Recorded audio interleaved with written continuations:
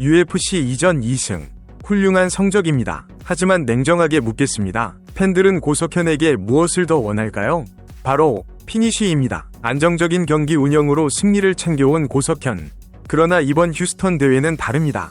상대는 괴물 레슬러 자코비 스미스. 모든 전문가가 그라운드 싸움을 예상할 때 고석현은 조용히 주먹을 쥐며 KO라는 두 글자를 조준하고 있습니다. 단순한 승리가 아닌 완벽한 살상을 준비한 그의 전략을 해부합니다. 이번 영상은 감동적인 휴먼 다큐멘터리가 아닙니다. 철저한 전력 분석입니다. NCAA 올 아메리칸 레슬러를 상대로 타격가 고석현이 어떻게 KO 셋업을 설계하고 있는지, 그리고 브라질 파이팅 너즈에서 장착한 미들급 랭커의 무기가 어떻게 이 경기의 변수가 될지 분석합니다. 더 깊이 있는 격투 분석을 원하신다면 채널 구독과 좋아요, 알림 설정까지 부탁드립니다. 고석현 선수의 지난 두 번의 UFC 경기는 안정성 이돋보였습니다. 오반 엘리엇과 필로를 상대로 보여준 것은 압도적인 경기 운영 능력이었죠. 하지만 냉혹한 프로의 세계, 특히 UFC 웰터급 랭킹 진입을 노리는 시점에서 판정승만으로는 부족합니다.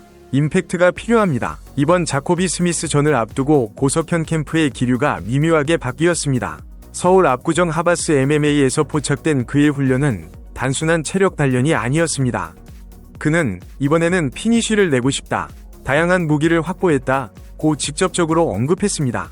이는 과거에 지지 않는 경기에서 쓰러뜨리는 경기로 패러다임을 전환하겠다는 선전포고와 같습니다. 하루 3타임의 고강도 훈련은 단순히 땀을 흘리는 과정이 아니라 상대를 끝내기 위한 칼날을 가는 과정으로 해석해야 합니다. 이번 경기의 승패를 가를 가장 큰 변수, 바로 브라질 전지훈련의 성과입니다. 많은 분들이 김상욱 선수의 스파링 영상에 주목했지만 분석적인 관점에서 더 중요한 포인트는 고석현의 파트너였습니다. 바로 미들급 탑 컨텐더 카이오 보알류입니다. 이것이 왜 중요할까요? 자코비 스미스는 웰터급입니다. 하지만 고석현은 브라질에서 자신보다 체급이 높고 그라운드와 타격이 완벽하게 조화된 미들급 랭커와 몸을 섞었습니다. 보알류는 압박감과 피지컬 면에서 자코비 스미스의 상위 호환에 가깝습니다. 고석현은 경기용 글러브가 아니라 전력 타격은 못했지만 레슬링과 주짓수 싸움에서 엄청난 훈련이 됐다고 밝혔습니다. 즉, 스미스의 태클과 그래플링 압박은 고석현에게 있어 이미 겪어본 혹은 그보다 덜한 수준일 수 있다는 겁니다. 상위 체급 랭커와의 스파링 경험은 실전에서의 패닉을 없애고 상대의 빈틈을 볼 수 있는 눈을 뜨게 만듭니다. 이것이 바로 KO를 위한 첫 번째 조건, 여유입니다. 그렇다면 상대 자코비 스미스는 어떤 선수일까요? 데이터를 보면 명확합니다. NCAA 올 아메리칸 출신의 엘리트 레슬러, 그리고 1라운드 승리가 무려 7번. 이 데이터는 그가 초반 활용 몰빵형 파이터임을 증명합니다. 여기서 고석현의 KO 방정식이 도출됩니다. 스미스 같은 유형은 초반에 모든 것을 쏟아붓습니다. 폭발적인 태클, 맹렬한 파운딩. 하지만 반대로 말하면 그 폭풍이 지나간 뒤에는 급격한 방전이 찾아올 확률이 매우 높습니다. 고석현 역시 이 점을 정확히 꿰뚫고 있습니다. 초반부터 맞불 놓으면 큰일 난다. 하지만 자코비가 지친 이후에는 나의 시간이다. 이것은 단순한 희망사항이 아닙니다. 레슬러가 태클에 실패하거나 눌러놓는데 실패하여 체력을 소진했을 때 스탠딩 상황에서의 방어력은 급격히 떨어집니다. 고석현은 바로 그 마의 구간을 노리고 있습니다. 고석현이 준비한 구체적인 전략은 잠식입니다. 1라운드, 스미스의 미친 듯한 태클 시도를 막아내거나 넘어가더라도 즉시 일어나는 스크램블 싸움을 통해 상대의 근력을 고갈시킵니다. 그리고 2라운드 중반 이후 발이 붙어버린 스미스에게 고석현 특유의 타격 콤비네이션이 들어가는 그림입니다. 특히 스미스는 테이크다운 이후 상대를 눌러놓는 컨트롤 능력에서는 약점이 있다는 평가가 있습니다. 고석현은 이 틈을 놓치지 않을 것입니다. 상대가 지쳐서 고개를 숙이는 순간 니킥이나 카운터 펀치가 터질 가능성이 매우 높습니다. 고석현은 자코비가 넘기는 건 잘하지만 그 이후 플레이에 허점이 있다고 분석했습니다. 이 분석이 적중한다면 우리는 고석현의 UFC 첫 KO승을 목격하게 될 것입니다. 분석을 넘어 심리적인 요인도 KO를 부추기고 있습니다. 바로 콜아웃에 대한 욕망입니다. 판정승을 거두고 마이크를 잡는 것과 상대를 실신시키고 마이크를 잡는 것은 그 무게감이 다릅니다. 고석현은 명확한 목표가 있습니다. 스승 김동현에게 패배를 안긴 콜비 코빙턴을 옥타곤으로 불러내는 것입니다. 이 거대한 서사를 완성하기 위해서는 임팩트 있는 피니쉬가 필수 조건입니다. 피니쉬에 성공한다면 기회가 올 것이다. 고석현 본인도 이를 알고 있습니다. 승리에 대한 갈망을 넘어 스승의 복수라는 강력한 동기부여가 그의 주목에 힘을 싣고 있습니다. 이것은 단순한 스포츠 경기를 넘어선 드라마이며 그 드라마의 클라이맥스는 KO여야만 합니다. 마지막으로 고석현의 멘탈리티를 분석해봅시다. 그는 지난 10년의 세월 동안 수많은 유혹과 고난을 운동이라는 루틴 하나로 돌파해왔습니다. 안 좋은 순간에도 그냥 운동했다. 그러니까 좋은 순간이 오더라. 이 말은 그의 경기 스타일과도 일맥상통합니다. 경기 중 위기가 찾아와도 숨이 턱 끝까지 차올라도 그는 기계처럼 훈련된 루틴대로 움직일 것입니다. 감정에 휘둘려 무리하게 들어가다가 카운터를 맞는 일은 없을 겁니다.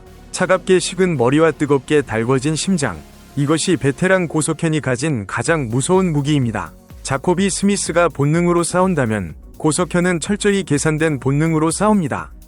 또 하나 간과해서는 안 될 치명적인 변수가 있습니다. 바로 고석현의 스탠스입니다.